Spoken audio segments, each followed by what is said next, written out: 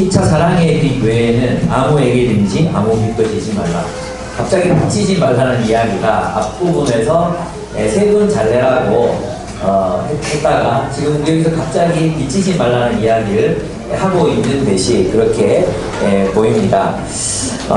그러나 가만히 들여다보면 이 앞에 문맥과 상관없는 문맥이 이제 결코 아니라는 것을 알 수 있습니다.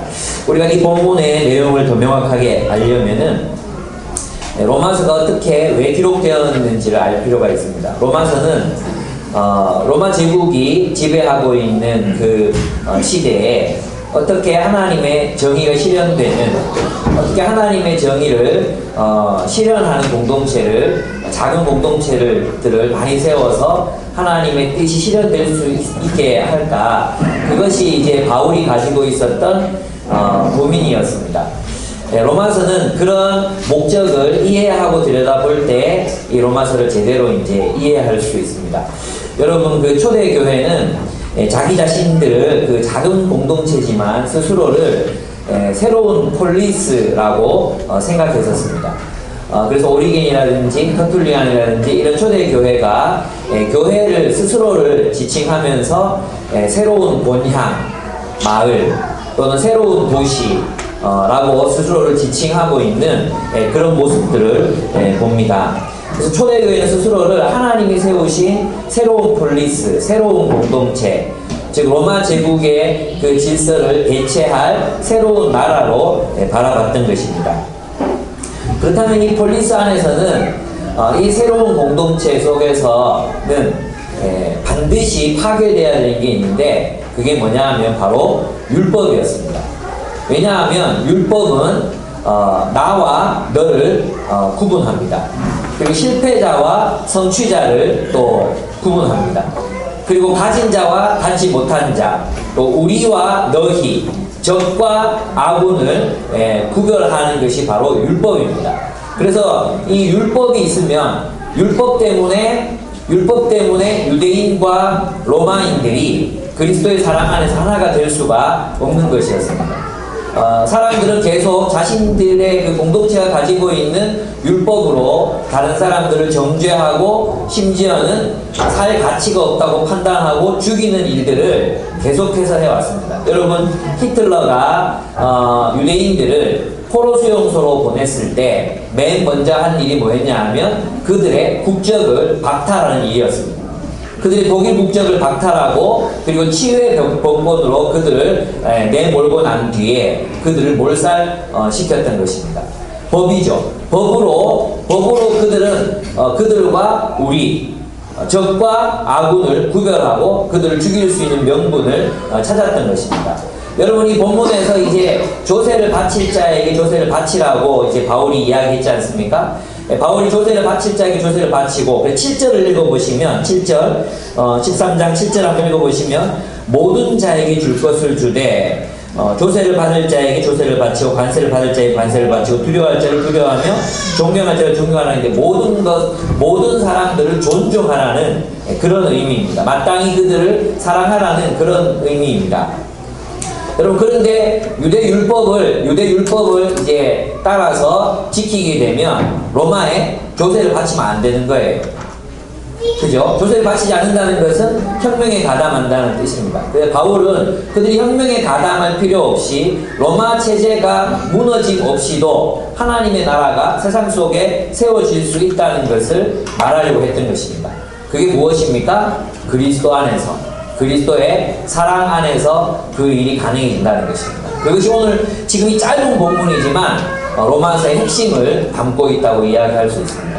그래서 사랑으로 이 세상 모든 율법들, 이 세상 사람들이 추구하는 그 모든 율법들이 사랑으로 충족될 뿐만 아니라, 그 사랑함으로 그 율법이 완성될 뿐만 아니라 그 율법을 사랑하는 공동체 속에서 하나님의 새로운 나라가, 새로운 폴리스들이 생겨나고 그 폴리스들을 통해서 이 세상이 새로워질 것이라는 소망을 이제 사도 바울은 피력하고 있는 것입니다.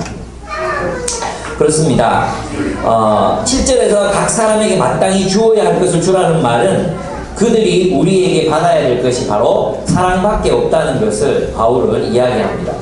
즉 조세를 걷어가는 로마인들, 어쩌면 유대인들에게는, 유대 공동체에게는 적으로 느껴질 수 있었던 그들에게도 사랑으로 대하라는 것입니다. 그들을 사랑하라는 것입니다.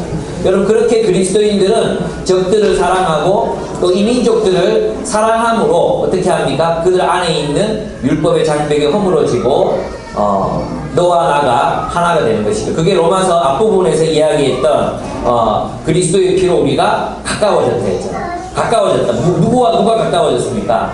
유대인과 로마인들이 가까워졌습니다. 여러분, 유대인과 로마인들의 그 관계를 한번 생각해 보십시오. 로마인들은 뻑하면 유대를 정치적으로 이용해서 학살하거나 죽이거나 그렇게 했습니다. 유대인은 또 어떻게 했습니까? 뻑하면 로마에 반기를 들고 암살하고 죽이고 혁명을 일으켰었습니다. 그런데 그들이 그렇게 적대적인 그런 관계에 있었던 로마인과 유대인들이 이제는 누구 안에서 하나가 될 수 있습니까? 그리스도 안에서 하나가 될 수 있다는 것입니다. 그리스도 안에서. 그리스도를 믿음으로, 그리스도가 바로 우리의 진짜 왕이심을 믿음으로 그분의 명령, 그분의 명령인 사랑 안에서 우리는 하나가 될 수 있다는 것입니다. 여러분, 그동안 많은 사람들이 또 현대의 많은 그 철학자들이 이 세계를, 근대 이후의 세계를 뭐라고 부르는지 아십니까? 포로 수용소의 연장이라고 부릅니다. 지금 근대 이후에 세워진 국가나 이런 체제들, 또 이런 체제들이 나치의 연속이라고 인식하고 있습니다. 그렇게 얘기하는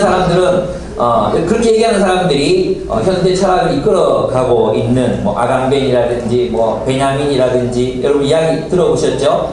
알렌 바디유라든지 이런 사람들이 이야기가 바로 오늘 우리가 살아가는 이 세계는 거대한 포로 수용소의 다름 아니라고 진단하고 있습니다. 여러분, 그들이 그렇게 나누어지는 이유는 무엇입니까? 그것은 세상의 율법 체계 때문이라는 것이죠. 법을 통해서 나와 너, 우리 편과 대적, 성공한 자와 실패한 자를 구분합니다. 그리고 우리가 아닌 그들을 배제함으로 세상을 거대한 포로 수용소로 만드는 것입니다. 그렇다면 이러한 세상 속에서 이러한 세상을 극복할 수 있는 유일한 길은 무엇이겠습니까? 여러분, 이 거대한 포로 수용소 같은 세상 속에서 이 세계를 극복할 수 있는 유일한 대안은 무엇이겠습니까? 예수 그리스도이시라는 것입니다. 그리고 그분의 통치 속에서 살아가는 사람들의 공동체, 바로 교회라는 것입니다. 여러분, 많은 사람들이 교회 중심적이 되는 것에 대해서 이제 의구심을 가집니다. 교회 중심적이 되는 것. 그들이 생각하는 교회는 극히 작은 교회예요. 어떤 교회인지 아십니까? 그냥 좀 신앙이 헌신된 사람, 노래 잘하는 사람들은 찬양팀 서고, 또 헌신된 사람들은 주일학교 교사 정도 하고, 온갖 의무와 또 온갖 어떤 그런 교회 그럼 이 건물 안에서 이루어지는 그 모든 일들, 그걸 교회라고 생각합니다. 그래서 그 작은 교회에 갇혀 있는 신앙생활을 이분법적이라고 생각하는 거죠. 그것은 하나님이 기획하신 교회가 어떤 의미를 가지는지를 모르기 때문입니다. 여러분, 하나님께서 아브라함을 부르신 것은 바벨론 제국에 대한 대안적 공동체로서 아브라함을 부르십니다. 여호와의 의와 공도를 행하는 백성을 세우시기 위해서 아브라함을 부르셨습니다. 교회는 어떻게 세워졌습니까? 로마 제국, 세상 제국. 여러분, 그 머리는 황금이요, 가슴은 은이요, 배는 동이요, 또 이 다리는 철과 흙으로 된 그런 대제국에 대한 대안으로 뜨인 돌이 나타나서 그 우상을 무너뜨리고 온 세상의 돌들, 하나님의 나라를 주님이 세우십니다.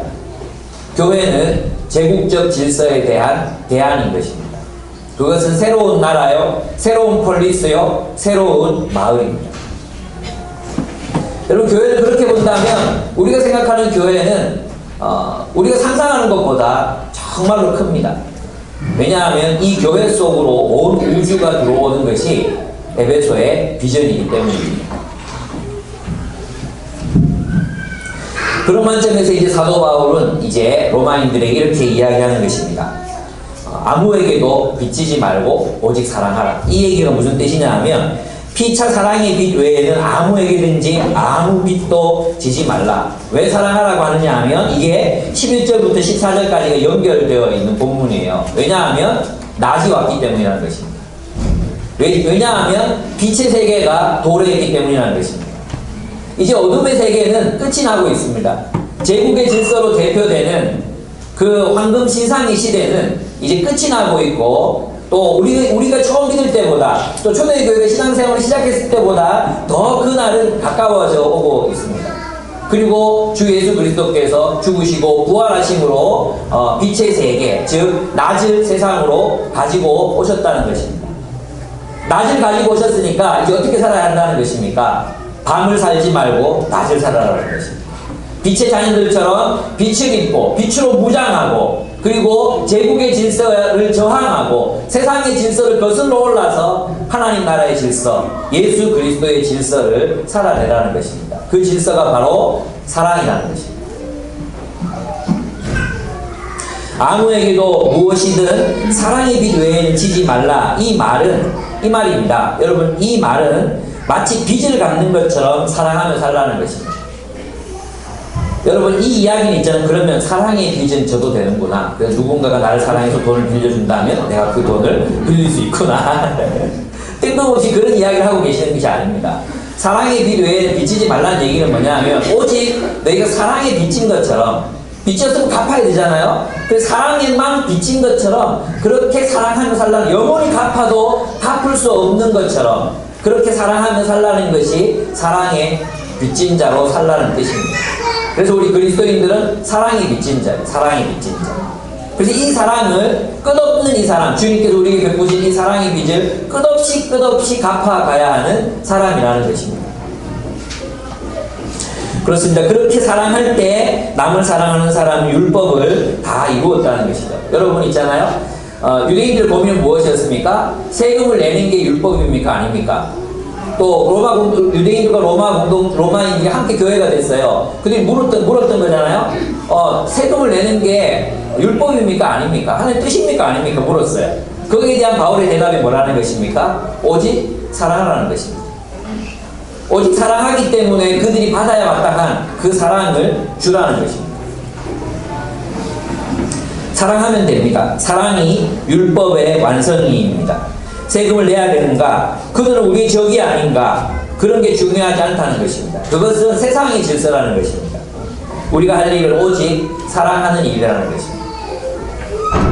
여러분, 이렇게 사랑함으로 나와 너, 대적과 우리, 그리고 이 민족과 우리 민족, 우리나라, 그들 나라, 한국 사람, 일본 사람, 이슬람, 동성애자, 이런 차별과 장벽이 사랑함으로 무너지는 것입니다. 그래서 사랑하라는 말은 배제하지 말라는 말의 다른 말입니다. 배제하지 말라.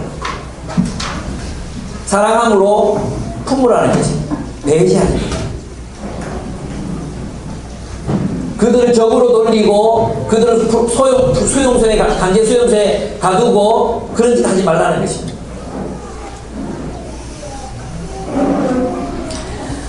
우리가 할 일은 사랑하는 일입니다. 오직 사랑하는 일.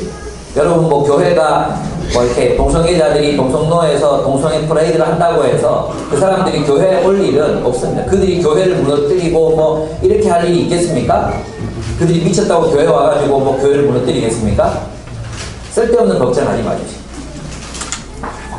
우리가 할 일은 사랑하는 일입니다.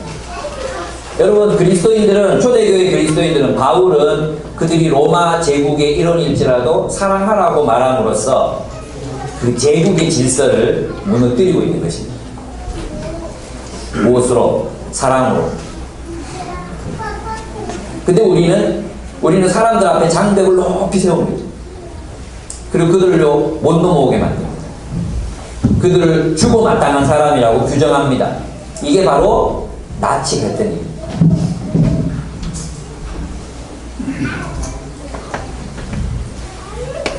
그렇습니다. 그래서 우리는 사랑함으로 장벽을 허물어 가야 합니다. 우리가 할 일은 오직 사랑하는 일. 그래서 빚진 것처럼, 여러분 다 사랑이 빚졌어요. 빚진 것처럼 사랑하고 있습니까? 빚쟁이 마음이 어떤 마음인지 아십니까? 늘 눌려 있잖아요. 늘 눌려 있고 숨고 싶고 막 그렇잖아요. 그런 마음들처럼 항상 사랑하며 살라는 것이 주님의 명령이었습니다. 또한 율법은 우리를 이렇게 갈라놓을 뿐만 아니라 우리를 채무자로 만듭니다. 율법은 우리에게 완벽을 요구하죠.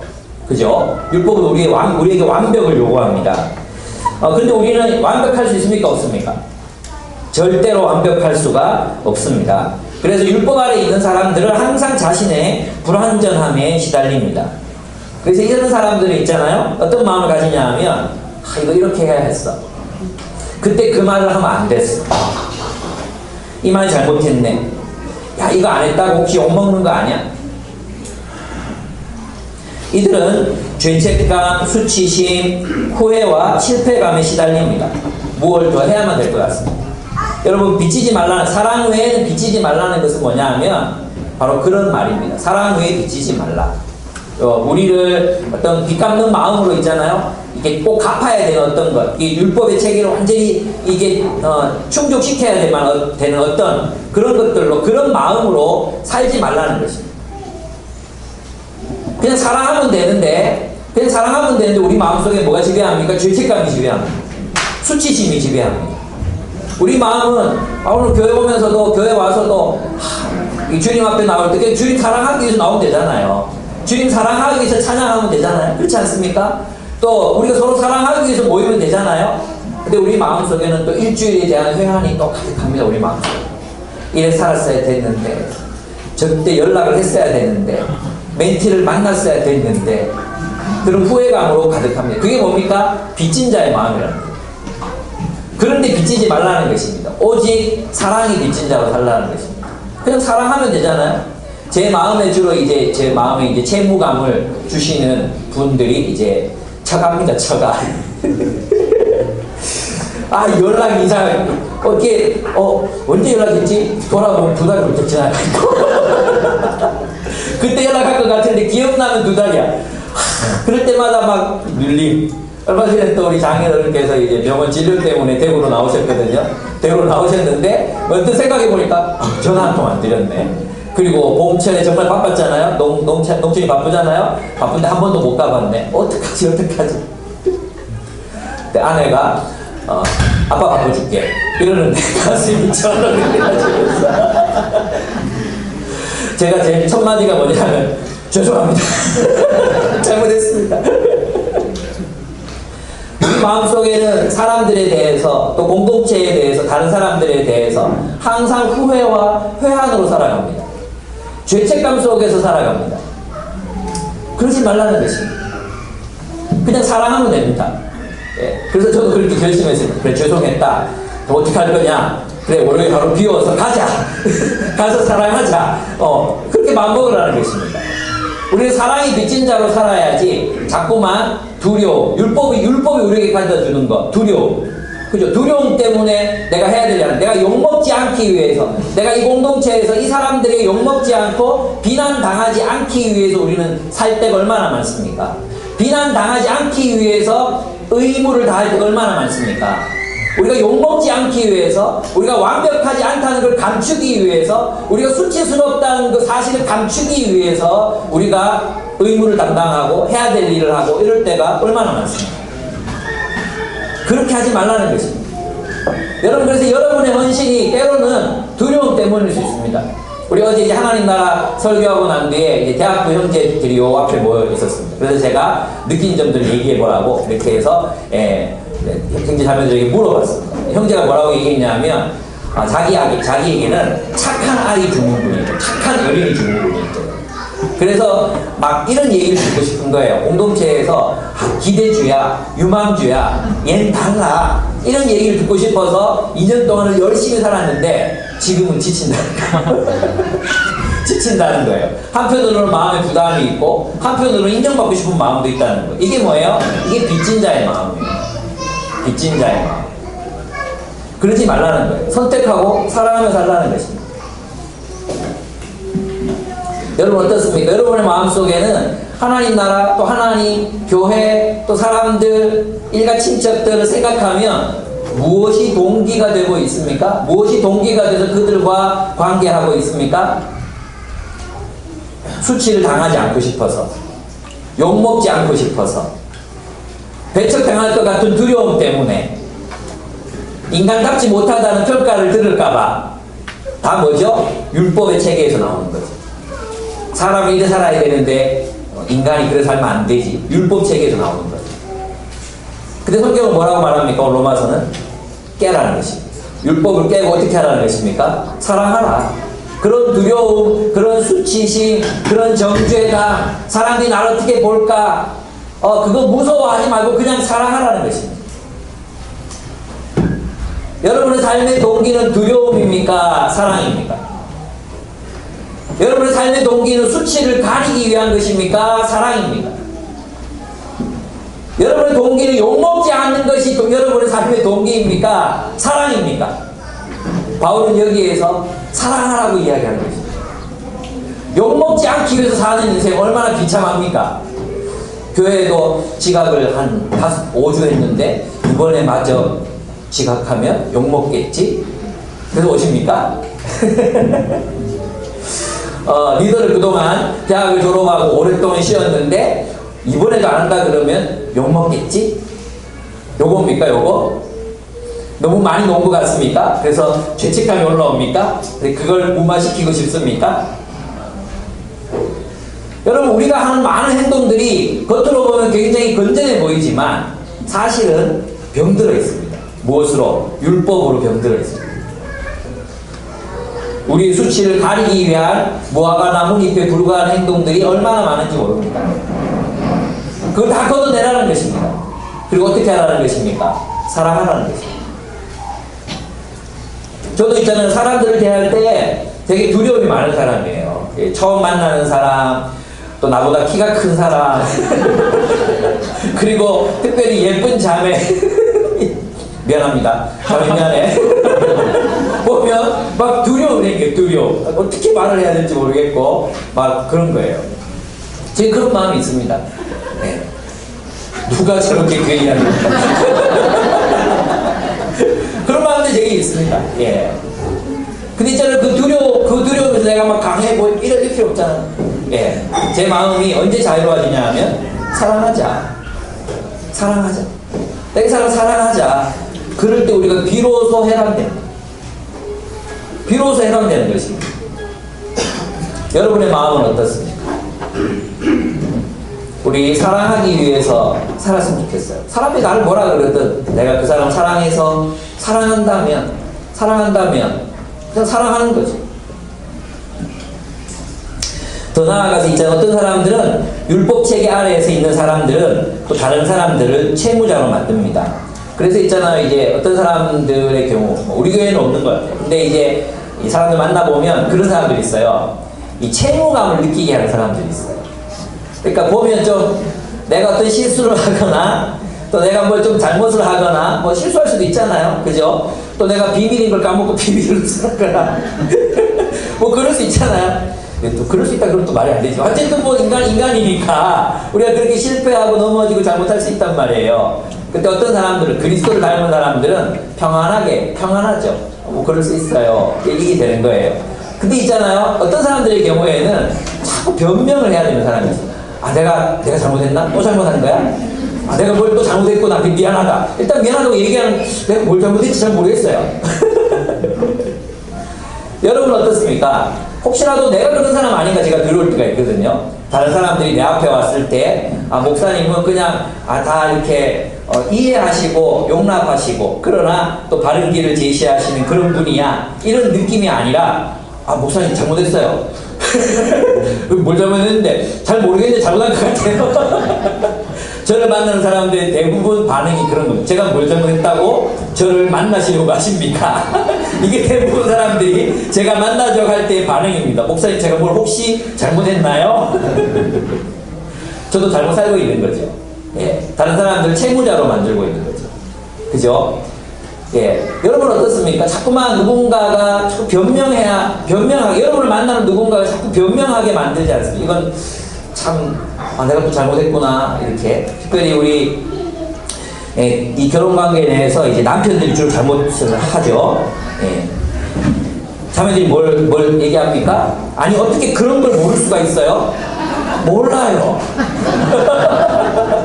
어떻게 그런 걸 모를 수 있어요? 몰라요. 모든 형제가 다 몰라요. 네. 특별한 몇 명, 바람기 있는 몇 명 빼고는 몰라요.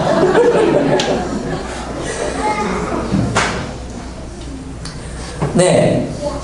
그렇게 말씀하시면 안 되죠. 내가 무슨 얘기 잘못했지? 이런 거 있죠? 당신이 그때 그렇게 해서 안 되지. 이런 거.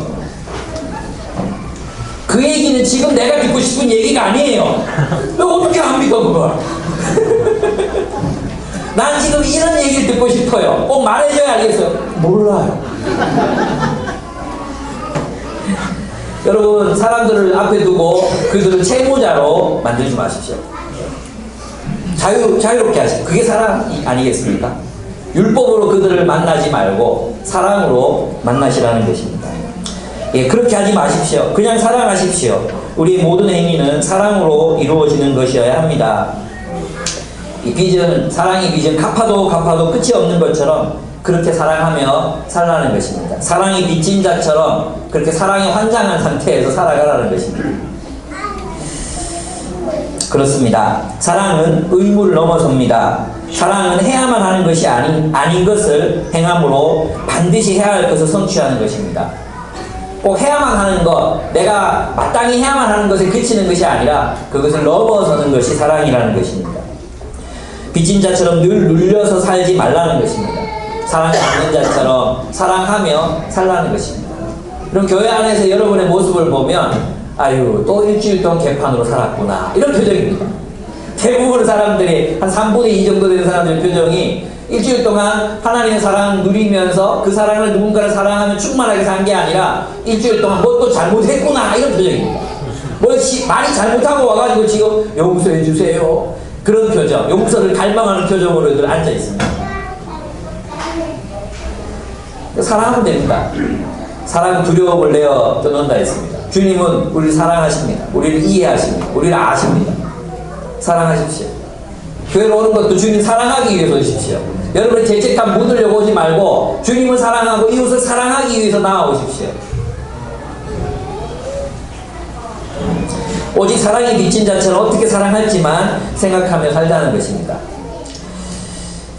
지금 여기서 제가 물론 어렵죠. 이런 얘기하면 김새겠죠. 네, 그래서 안 할 겁니다.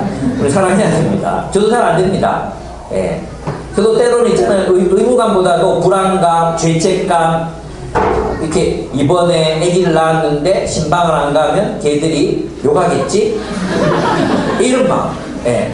누구는 갔는데 누구는 못 갔으니까 걔들이 분명히 목사님 편애한다고 말하겠지? 나 그 얘기 듣기 너무 싫어. 그래서 힘들어도 가야 돼. 이게 동기가 될 때가 솔직히 더 많습니다. 여러분 어떤가요? 사랑합시다. 우리 자신의 한계를 극복하고 사랑하며 살아갔으면 좋겠습니다. 예, 사랑하면 율법을 완성합니다. 사랑하면 간음할 수 없습니다.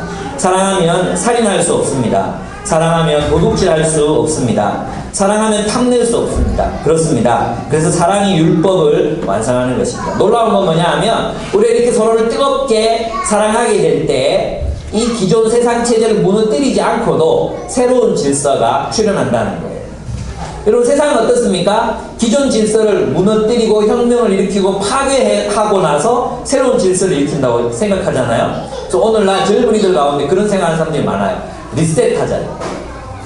이 세계 질서가 이제 너무 부와 빈부 차이가 너무 많아졌고 불의가 너무 구조화되어 있다. 리셋하자. 이런 사람들이 많아지고 있습니다. 그래서 IS가 어떤 사람이냐면 이슬람 세계를 리셋하기 위해서 나타난 그룹이 IS예요. 그럼 자본주의는 안 나타나겠습니까? 나타납니다. 그게 혁명이 이루어지는 거예요. 근데 성경은 뭐라고 말합니까? 혁명하지 말라는 거예요. 혁명이 아니라 새로운 공동체를 세우자. 어떤 공동체? 메시아의 공동체. 메시아의 나라. 메시아의 폴리스를 세우자. 뭘로? 사랑으로. 사랑으로 세워간다면 이것은 무언가를 파괴하고 죽이고 배제하고 수용소에 보내고 그렇게 해서 새로운 나라가 세워지는 것이 아니라 사랑함으로 이 세상 속에 새로운 나라가 세워진다는 것입니다. 내 나라는 이 세상에 속한 것이 아니니라. 나는 진리에 대하여 증언하러 왔노라. 그렇습니다. 이 빛의 나라, 그래서 우리는 서로 사랑함으로 어둠이 지배하는 세상에 빛의 나라를 건설합니다. 이 빛의 나라는 어둠의 제국이 어떻게 할 수가 없습니다. 그래서 그리스도인들을 감옥에 가두면 그들은 그곳에서 사랑의 나라를 세웠습니다. 그리스도인들을 광야로 쫓아내면 그들은 광야를 천국으로 만들어갔습니다. 그리스도인들을 수용소로 보내면 그들은 그곳에서 또 다른 천국을 세워갔습니다. 그리스도인들은 그렇게 제국의 질서를 극복했습니다. 여러분 마찬가지입니다. 그리스도인들의 사랑의 질서는 세상의 배제의 질서를 긍정적으로 파괴하고 새로운 나라를 세웁니다. 여러분 오늘날 우리 한국 사회가 계속해서 참 이게 지표들을 보면 모든 지표들이 다 나빠지고 있습니다. 경제적인 것뿐만 아니라 윤리적인 것, 자살률, 또 사람들의 행복지수, 또 우리의 근무시간 이런 것들이 계속해서 또 삶의 질을 나쁘게 만들어가고 있습니다. 근데 우리는 마치 경제적으로 더 진보하면, 경제적으로 조금 더 나아지면 이 상황이 개선될 수 있을 거라는 착각을 하고 있습니다. 이제 끝입니다. 끝. 마치 아모스서에 나타나 있는 것처럼 네가 한여름에 수박을 보느냐, 한여름에 과일을 보느냐. 한여름의 과일이 어떻습니까? 아주 달죠. 많이 무르익었죠. 그죠? 그러면 이 수박이 가장 달 때가 언제입니까? 골기 직전이에요. 골기 직전에 가장 달아요. 참외가 언제 가장 달콤한지 아십니까? 썩기 직전에 가장 달아요. 어쩌면 자본주의는 지금 그 순간, 골기 시작한 그 순간에 와 있는지도 모릅니다. 이제 더 이상의 진보는 없습니다. 이제는 우리가 다른 삶을 추구해야 합니다. 그 다른 삶을 우리 교회가 먼저 보여줘야 한다는 거죠. 그것은 바로 사랑이고 나눔이고 빛의 질서를 살아가는 삶, 그것입니다. 그렇습니다. 그래서 있잖아요. 이제 이렇게 말합니다. 11절에 보시면은 또한 너희가 이 시기를 알거니와 자다가 깰 때가 벌써 되었으니, 이 말은 뭡니까? 자다가 깰 때가 됐다는 것은 낮이 왔다는 거예요. 해가 떴다는 것입니다. 낮이 왔다는, 이 말은 뭐냐 하면 하나님의 나라가 이미 도래했다는 거예요. 새 질서가 왔다는 것입니다. 예수 그리스도의 죽음과 부활로 새로운 질서가 세상 속으로 들어왔다는 것입니다. 낮이 왔다는 거예요. 그러니까 너희는 어둠에 속하지 말고 어디에 속해서 살아가라는 것입니까? 낮에 속해서 살아가라는 것입니다. 그리고 이제 시간이 지나면 지날수록 주님이 재림하시는 날이 더 가까이 올 것입니다. 그러니까 더 낮이 더 가까이 올 것입니다. 낮이 점점 더 밝아질 것입니다. 그러니까 우리는 어둠에 속하지 말고 낮에 속해서 살아가라는 것입니다. 이제 제국의 질서, 세상의 질서, 세상의 탐욕과 폭력 그리고 배제의 질서는 곧 끝날 것입니다. 낮이 밝았습니다.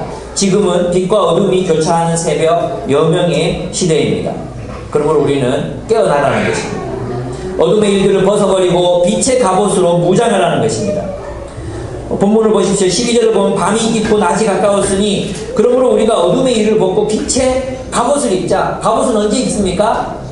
갑옷은 언제 입습니까? 싸울 때 있죠. 전쟁할 때 있는 거죠. 그러니까 사도 바울이 그냥 이것을 수사적인 용어로 말한 것이 아니라 실제로 우리가 어둠의 세력, 세상과 싸워서 이기기 위해서 어떻게 살아야 되는가? 빛의 갑옷을 입고 빛과 더불어 싸우라는 것입니다. 어둠과 싸우라는 것입니다.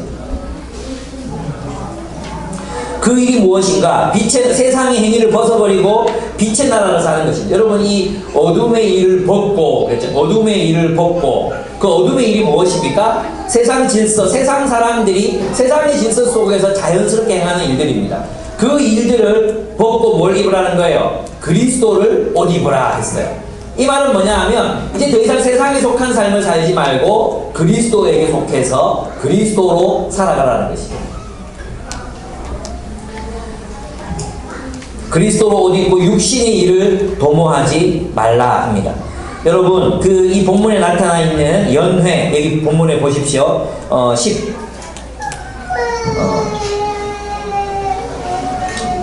예, 그 13절을 보시면 낮에와 같이 단정히 행하고 방탕하거나 술 취하지 말며, 그랬는데 이 방탕한다는 말이 연회를 말합니다. 호화스러운 파티를 말합니다. 그리고 그 파티에는 당연히 뭐가 있겠습니까? 술 취함이 있는 거죠. 그리고 뒤에는 뭐가 나옵니까? 음행과 호색함이 나옵니다. 또 다툼과 시기, 이게 두 개씩 짝을 지어서 원래 단어가 설명이 되어 있습니다. 이게 콤마가 찍혀 있어요.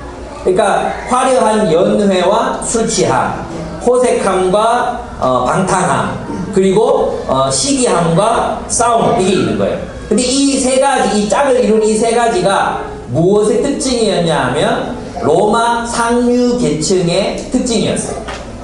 그리고 호사스러운 파티를 누가 열 수 있습니까? 돈 많은 사람들, 권력 있는 사람들이 열 수 있는 거거든요. 가만히 들여다보면 여러분 로마를 표현한 많은 영화들을 보면 이게 이 본문을 읽는 사람들은 야, 이게 로마 제국의 권력자들이 저지르고 있는 일들이구나 하는 걸 단번에 알아차릴 수 있었을 거예요.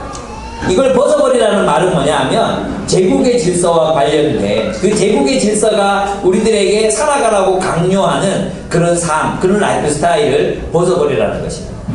그러니까 여기서 있잖아요. 이 어둠의 일을 벗어버리라는 것은 단순히 내 안에 있는 비도덕적 행위를 그치라는 의미 이상을 가지고 있습니다. 그것은 뭐냐 하면 세상 질서의 일부가 되어서 세상의 삶을 살지 말라는 것입니다. 그리고 어디 그러는 거예요? 그리스도 안으로 들어가서 그리스도 안에서 그리스도의 통치 속에서 살아가라는 것입니다.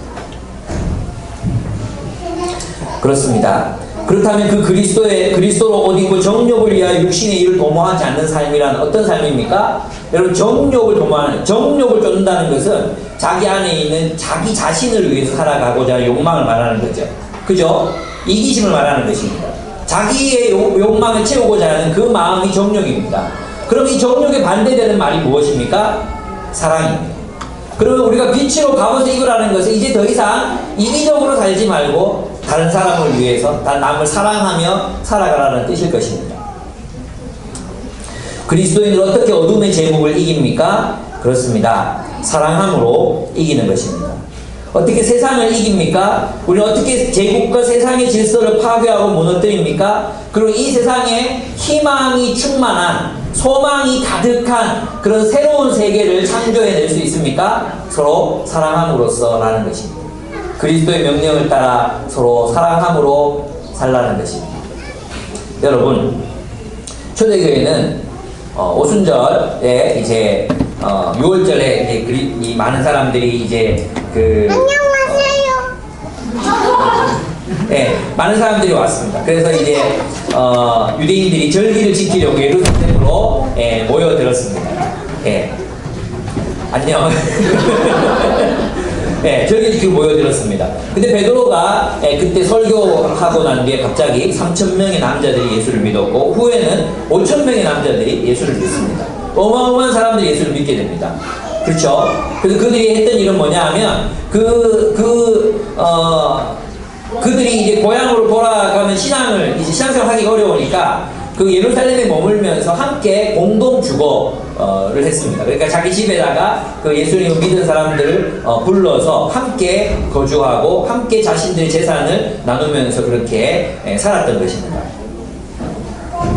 근데 그들에게 이제 사도행전은 그들의 모습을 어떻게 표현하고 있느냐 하면 그들이 서로 사귀기에 몰두했다고 그렇게 묘사하고 있습니다. 사도행전 2장에 보면 그들이 서로 사귀기에 몰두했다. 말씀에 몰두해서 말씀을 지키기 위해서 서로 사귀고 함께 떡을 뗐다 그랬어요. 빵을 나눴다 그랬습니다.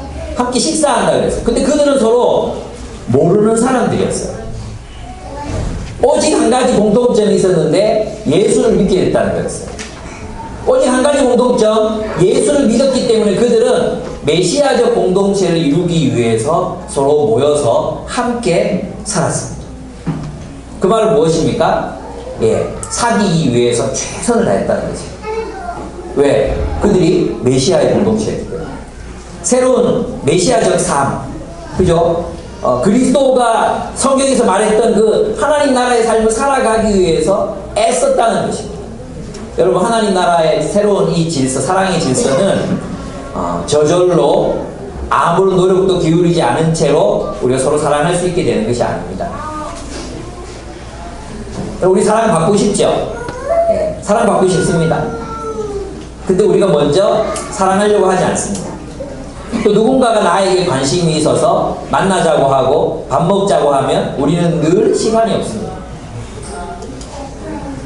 우리가 정말 이 세상 속에서 하나님 나라의 질서를 세워가기 위해서는 서로 사귀기 위해 시간을 내고 공간을 함께 나누고, 우리의 에너지를 쏟아야 합니다. 헌신해야 합니다.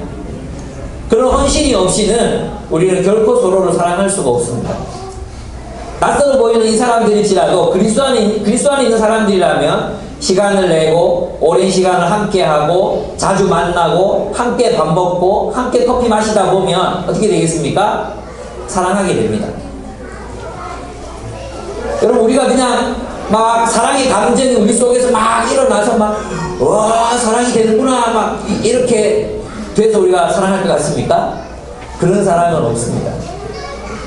여러분, 이제부터 결심하셔야 돼요.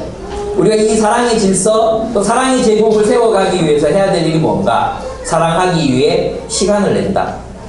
사랑하기 위해 요리를 한다. 사랑하기 위해 사람들을 초대한다. 사랑하기 위해 시내로 나간다. 사랑하기 위해 피곤을 무릅쓴다. 사랑하기 위해 내가 하고 싶은 것들을 포기한다. 이 모든 것들이 다 포함되어 있는 것입니다. 그렇습니다. 그래서 우리는 사귀기 위해 힘써야 하고 함께 식사해야 하고 함께 서로의 필요를 돌보아야 합니다. 우리 시간과 헌신이 있을 때 이 일이 가능하다는 것입니다. 여러분, 그렇게 함으로 우리는 무엇을 이 세상 속에서 세워갈 수 있습니까? 예수의 나라, 빛의 나라를 이 세상 속에 세워갈 수 있습니다. 그렇게 세워감으로 우리는 희망의 증거가 될 수 있습니다. 여러분, 세상이 점점 나빠지고 있다고 불평하지 마십시오. 하나님께서 그 나빠지는 세상에 대한 대안으로 교회를 세우셨습니다. 여기 모여있는 우리가 서로를 사랑하기 위해서 애쓴다면 세상은 더 나빠지지 않을 수 있습니다. 우리가 그 희망의 증거가 될 수 있습니다. 우리가 서로 사랑한다. 여러분, 주님께서 말씀하신 것처럼 사랑이 빚진 자로 살아가시지 않겠습니까? 나는 이 예수님이 너무 좋습니다. 맞습니다, 주님. 바로 이 나라입니다. 주님이 우리의 왕이십니다. 당신이 참된 우리의 왕이십니다. 당신을 따라 살겠습니다. 라고 고백하게. 여러분, 사랑이 빚진 자처럼 삽시다. 영원히 사랑이 빚진 자처럼. 빚쟁이는 할 말이 없습니다. 갚을 때까지는. 그죠? 사랑이 빚진 자처럼 또 사랑하고 또 사랑하고 아직 갚을 빚이 더 있는 것처럼 서로를 사랑하는 삶을 살았으면 좋겠습니다. 우리 함께 기도하겠습니다. 사랑하십시오. 영원히 빚진 자처럼. 그것이 오늘 본문의 제목입니다. 끝없이 사랑하는 삶을 사는 것입니다.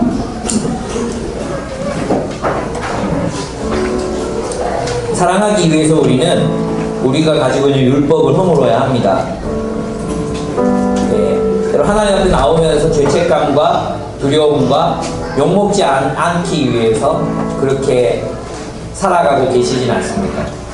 여러분이 하는 행위가 사랑이 동기가 되지 않고 두려움과 수치심, 욕먹지 않음, 얼마나 우리 인생을 쪼그라지게 만듭니까? 오그라들게 만듭니까? 주님은 우리가 사랑하며 살아라고 말씀하십니다. 우리가 하는 모든 동기가 사랑이 되게 하라고 말씀하고 계십니다. 우리가 이 말씀에 복종했으면 좋겠습니다. 늘 후회와 실패감에 시달리지 않고 죄책감과 두려움에 기초해서 사는 게 아니라 사랑이 기초해서 살아가는 삶이 되기를 주님 앞에 기도했으면 좋겠습니다. 기도하겠습니다.